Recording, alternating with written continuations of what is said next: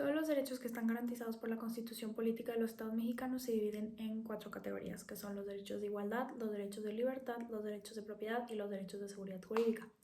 Los artículos 6, 7 y 9 que les vamos a presentar a continuación pertenecen a la categoría de los derechos de libertad.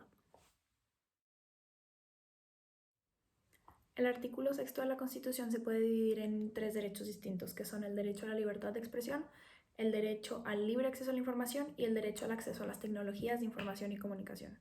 Todos los ciudadanos tienen derecho a expresar libremente sus ideas, juicios, críticas, opiniones, etc., sin que ninguna autoridad se los pueda restringir. Sin embargo, al igual que todos los derechos de libertad de expresión obviamente tienen ciertas excepciones, que son cuando se ataca a la moral, cuando se ataca a la vida privada, cuando se afectan derechos de terceros y cuando se provoque la comisión de un delito o se incite a perturbar el orden público. Además de poder expresarse libremente, todos tienen derecho a pedirle a los medios de comunicación que aclaren o rectifiquen información falsa que han difundido cuando ésta les perjudique. A este derecho en particular se le llama el derecho de réplica. Todos tienen derecho a la información plural y oportuna, así como para buscar, recibir y difundir información. Esta garantía constitucional debe ser asegurada por el Estado, pues solamente a través de un verdadero y libre acceso a la información es que puedes conseguir una sociedad que tenga un verdadero juicio y que sea crítica y que por lo tanto se pueda desarrollar mejor. Para garantizar este derecho, el Estado se rige por varios principios o reglas. Primeramente, se considera que toda la información en posesión de cualquier autoridad gubernamental, independientemente de si es del poder ejecutivo, judicial o legislativo, es información pública y debe ser accesible a toda la población de manera transparente. Obviamente existen ciertas excepciones, por ejemplo, cuando se trata de información que puede poner en riesgo la seguridad nacional o cuando son datos personales o información privada sobre la vida de las personas. En esos casos, el Estado, así como tiene la obligación de poner al público cierta información, en esos casos el Estado tiene la obligación de proteger esos datos. Además, cualquier persona puede acceder gratuitamente a cualquier información que sea del gobierno y para esto el gobierno debe establecer ciertos mecanismos o procedimientos que por lo general van a estar siendo regulados o van a estar siendo supervisados por un organismo autónomo, es decir, uno que no sea parte de ninguno de los poderes del Estado y que por lo tanto asegura su imparcialidad.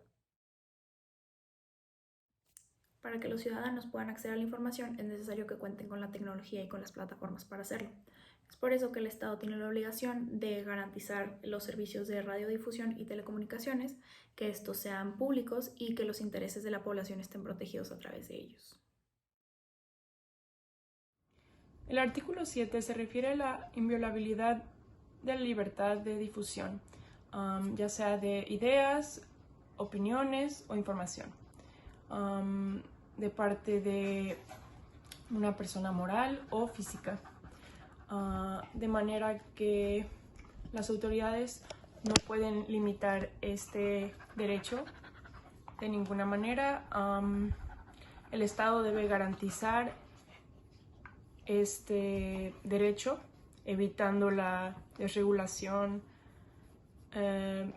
la regulación desmedida de esta libertad. De hecho, los legisladores se les tiene prohibido promulgar leyes que limiten este derecho y, al igual que el artículo anterior, solo podrá ser limitada en caso de que ataque contra la moral, ataque contra la vida privada, ofenda los derechos de terceros, incite la perturbación del orden público o provoque la comisión de algún delito.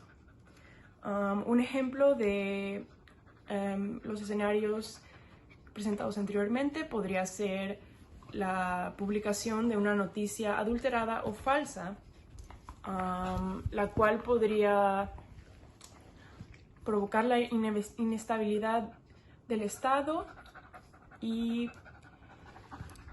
que de esta manera no se pudiera desarrollar adecuadamente.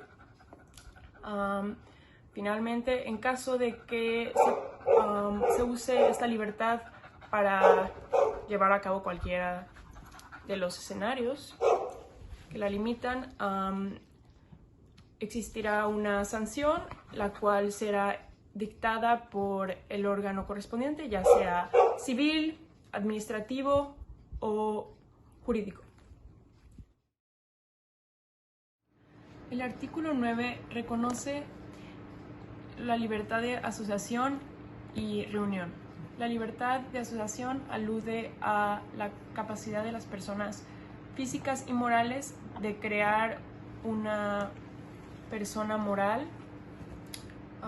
privada o pública, con una personalidad jurídica propia.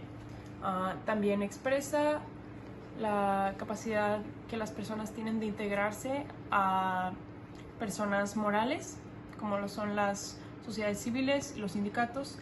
Las restricciones dependen del tipo, ya que algunas están restringidas de participar en los asuntos políticos, como las religiosas, y los ciudadanos siempre deben ser mexicanos para poder participar en dichos asuntos.